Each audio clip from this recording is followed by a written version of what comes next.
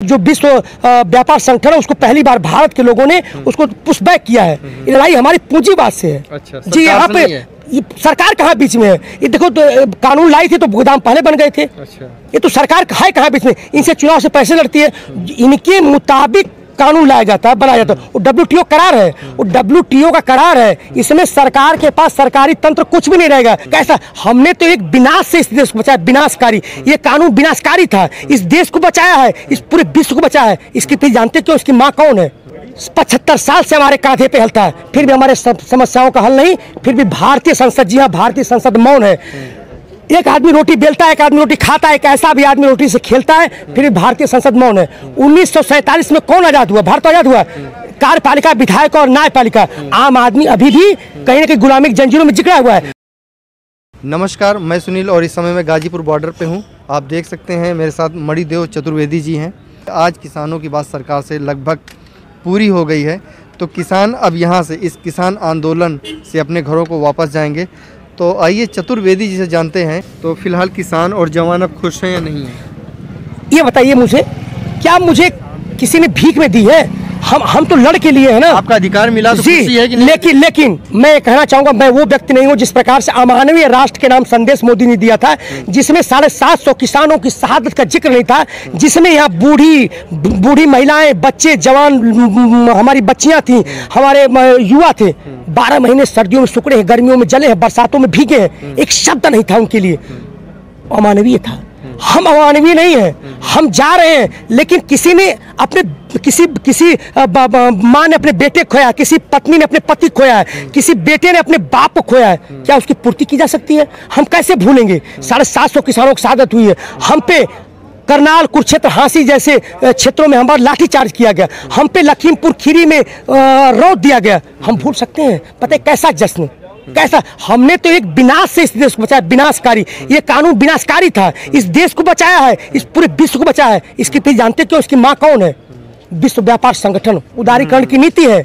इससे आपने देखा, इन्होंने जल को बेच दिया, इन्होंने खनिज को बेच दिया, इन्होंने जो है कि नदियों को बेच दिया, सब कुछ बेच दिया। एक WTO में, विश्व व्यापार संगठन से करार किया गया समझौते में कि सरकार कुछ भी नहीं चलाएगी, सब निजीकरण होगा। बताइए, इस कोरोना काल में आम आदमी का कहाँ आज आया हुआ? यहाँ कल के न्यूज आई कि 1% के पास 22% इस देश का है। इसका कोई प्रूफ है क्या? क्या चीज प्रूफ? जो आपने बोला कि विश्व व्यापार संगठन, जी, गेट समझौता में, जी, गेट समझौता में डंकल प्रस्ताव 1986 में आया था, 4000 पेजों का। फिर गेट समझौता हुआ था। गेट समझौता में है 1986 में तो इनकी सरकार नहीं थी ना? नहीं, 1986 में डंकल प्रस्ताव कांग्रेस थी। मैं सरकार की बात नहीं कर रहा हूँ। फिर कहना चाहता हूँ, एक शब्द कहूँगा, 75 साल से हमारे कांधे पे हलता है, फिर भी हमारे समस्याओं का हल नहीं। फिर भी भारतीय संसद, जी हाँ, भारतीय संसद मौन है। एक आदमी रोटी बेलता है, एक आदमी रोटी खाता है, एक ऐसा भी आदमी रोटी से खेलता है, फिर भी भारतीय संसद मौन है। 1947 में कौन आजाद हुआ? भारत आजाद हुआ।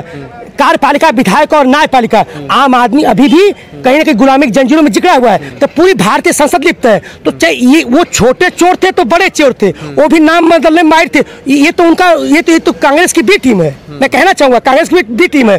तो इन्होंने तो वादा किया था किसानों का आय दुगुनी करेंगे, 2 करोड़ युवाओं को रोजगार देंगे, GST लाएंगे तो खुदरा व्यापारी प्रसन्न हो जाएंगे, सुखी हो जाएंगे। अगर हम वो लाएंगे, रुपया जो बंद किया था इन्होंने, तो उसका करेंगे तो आतंकवाद का कमर टूट जाएगा। नोटबंदी में कुछ हुआ? कहीं कुछ हुआ? तो ये सरकार भी ये सबसे बड़ा दम भरती थी, राष्ट्रवाद, राम राज का। इसके इन्होंने कोरोना टाइम में शराब की दुकानें खोली, मेडिकल की दुकानें बंद करी।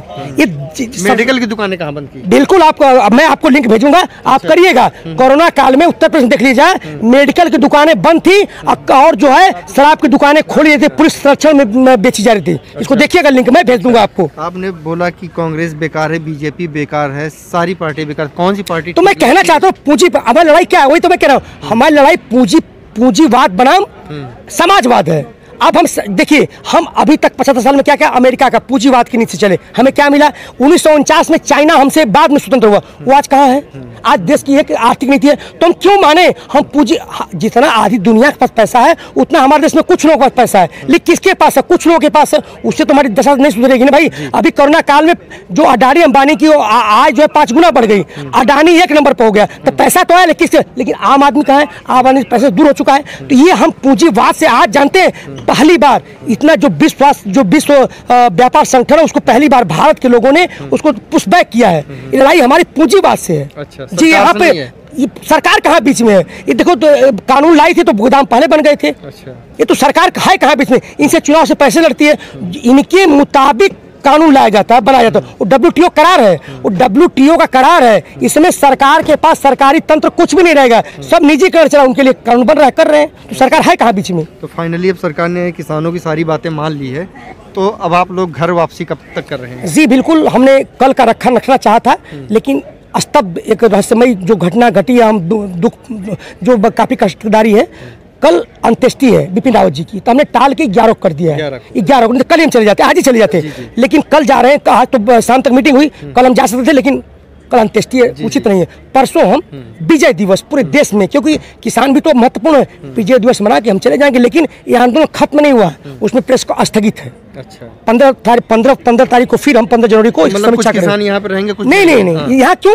अच्छा। हमारे क्यों रहेंगे? विजय दिवस मनाने के बाद फिर क्या बचता है? अच्छा, यहाँ से आप स्थगित मतलब होता है कि मतलब हम हट रहे हैं कुछ देर के लिए, लेकिन खत्म नहीं हुआ है। अच्छा। स्थगित का मतलब होता है पोस्टपोन्ड हुआ है। जी तो मतलब 11 तारीख को आप लोग यहाँ से अपने अपने घरों के लिए जी बिल्कुल पहुँच जाएंगे? बिल्कुल निकलेंगे, बिल्कुल जाएंगे। विजय दिवस मनाते, पूरे भारत में विजय दिवस मन रहा है, मनाएंगे। और हर साल आने वाले में हर साल इसको मनाते रहेंगे। तो 2022 में जो चुनाव आ रहा है, इस बिल वापसी की वजह से आप लोगों की बातें सरकार ने मान ली हैं, तो इसका कोई प्रभाव क्या कुछ रहेगा?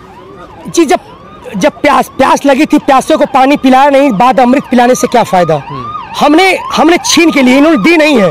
हम तब मानते जब शुरू में करते तब, तो ये तो मान ही नहीं था। अभी भी कह रहे थे आंदोलन खत्म करते, FIR हम बाद में लेंगे। क्यों भाई, क्या कहना चाहते हो आप? अन्य लोगों को भी संगठन में से समिति में रखा जाएगा, MSP में क्यों रखेंगे भाई? तो सवाल अभी भी हमारे साथ खेल रहे हैं, खेल रहे हैं। लेकिन इस देश का मास्टर स्ट्रोक किसी के पास है? तो किसानों के पास है, मजदूरों के पास है। जब किसानों और मजदूरों का मास्टर स्ट्रोक चलेगा, तो इस देश का हर मास्टर स्ट्रोक खत्म हो जाएगा।